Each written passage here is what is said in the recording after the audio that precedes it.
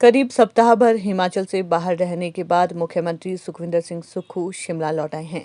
इस दौरान मुख्यमंत्री सुखविंदर सिंह सुक्खू दिल्ली में केंद्रीय मंत्रियों से भेंट के अलावा गोवा से हिमाचल के राज्यपाल रहे राजेंद्र विश्वनाथ आर्लेकर के बेटे की शादी में भी शरीक हुए। शिमला में पत्रकारों से बातचीत में मुख्यमंत्री सुखविंदर सिंह सुक्खू ने कहा कि सीमेंट विवाद 2 महीने से चला आ रहा है और सरकार लगातार अदानी प्रबंधन और ट्रांसपोर्टर से बातचीत कर बीच का रास्ता निकालने की कोशिश कर रही है। विवाद अब ज्यादा लंबा नहीं चलने वाला है, 1 या 2 दिन के भीतर विवाद को सुलझा लिया जाएगा। सरकार फिलहाल सीमेंट विवाद को सुलझाने में लगी हुई है। यदि इसमें कड़े कदम उठाने पड़े तो सरकार उससे भी गुरेज नहीं करेगी। देखिए, मैं काफी कोशिश किया और प्रयास किया। मैंने हमेशा कहा कि मैं ट्रकर्स के जो ट्रक ऑपरेटर्स है, सरकार उनके साथ खड़ी है, क्योंकि हिमाचल के लोग हैं। हिमाचल के लोग होने के बाद उनके अपने ट्रक है, बैंकों से उन्होंने लोन दिया है। इससे भी बढ़कर बात, इन लोगों की अपनी जमीन गई है जब ये फैक्ट्रियां लगी है। अब उस समय के अनुसार और आज के अनुसार में बहुत अंतर आ गया। मेरा ये मानना है कि अभी हमारे उद्योग मंत्री ट्रकर्स के साथ बात कर रहे हैं और हम 1 या 2 दिन में इस विवाद को सुलझा लेंगे। चाहे इसमें कहीं ना कहीं हमें कोई ना कोई कदम तो उठाना ही पड़ेगा। उस दृष्टिकोण से आज हम बात कर रहे हैं। किसी न किसी दोनों पक्षों को हम मनाने की कोशिश करेंगे और जहां होगा वहां सही पर ना किसी को नुकसान हो, इस दृष्टिकोण से भी हम बात करेंगे। लेकिन मैं ये कहना चाहता हूं कि ये विवाद अब लंबा चलने वाला नहीं है, या आज या कल में हम इसका समाधान कर देंगे।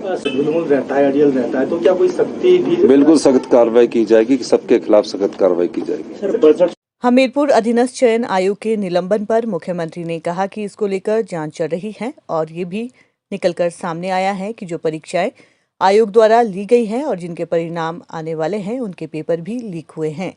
सारी चीजों को देखते हुए सरकार मार्च-अप्रैल महीने में भर्तियों को बहाल कर देगी और भर्ती प्रक्रिया शुरू कर दी जाएगी। कर्मचारी चयन आयोग सस्पेंड चल रहा है और पिछले कल ही मुझे एजुकेशन सेक्रेटरी ने अपनी रिपोर्ट सबमिट कर दी है और बड़े दुख के साथ कहना पड़ रहा है कि बड़ी गंभीर स्थिति है और अभी रिजल्ट निकले नहीं है, पर उनको भी पेपर बेचे गए। तो मेरे को अभी जो पुलिस की रिपोर्ट है वो आना बाकी है और निश्चित तौर पर अगले मार्च अप्रैल से तो हमने जो पोस्टें हैं कुछ सैंक्शन करने जा रहे हैं और तकरीबन उसका टेस्ट भी करवाने जा रहे हैं।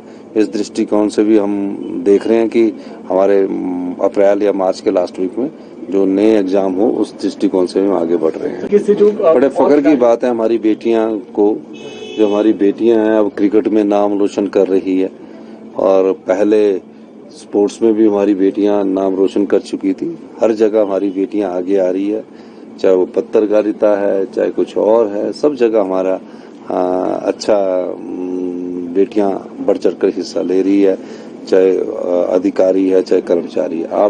वहीं मुख्यमंत्री सुखविंदर सिंह सुक्खू ने शिमला के रोहड़ू की बेटी रेणुका ठाकुर को विमेन प्रीमियर लीग के लिए नीलामी पर बधाई दी और कहा कि हिमाचल प्रदेश की बेटियां किसी भी क्षेत्र में पीछे नहीं हैं।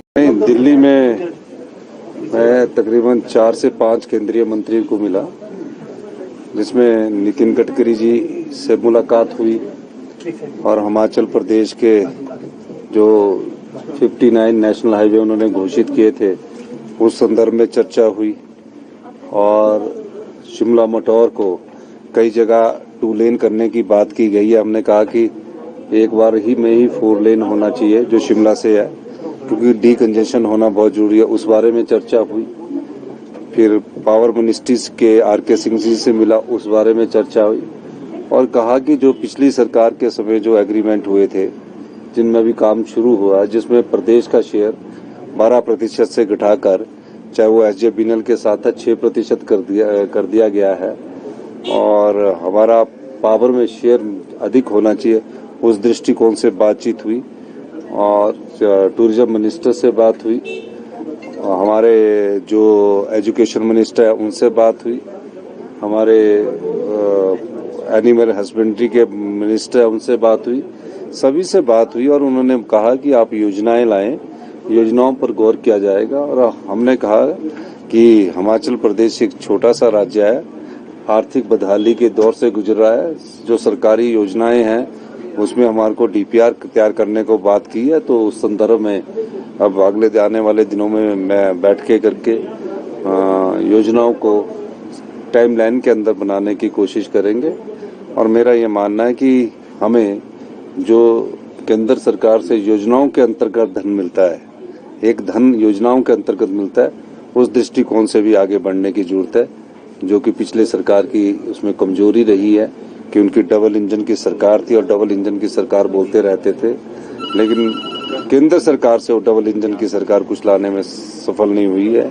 हम चाहेंगे कि आप अपने टर्म में तो नहीं ला सके, लेकिन हम जब योजनाएं भेजे तो हमारे लाने में आप जरूर भी मदद करेंगे। इस दृष्टिकोण से भी हम उन लोगों से भी बात करेंगे।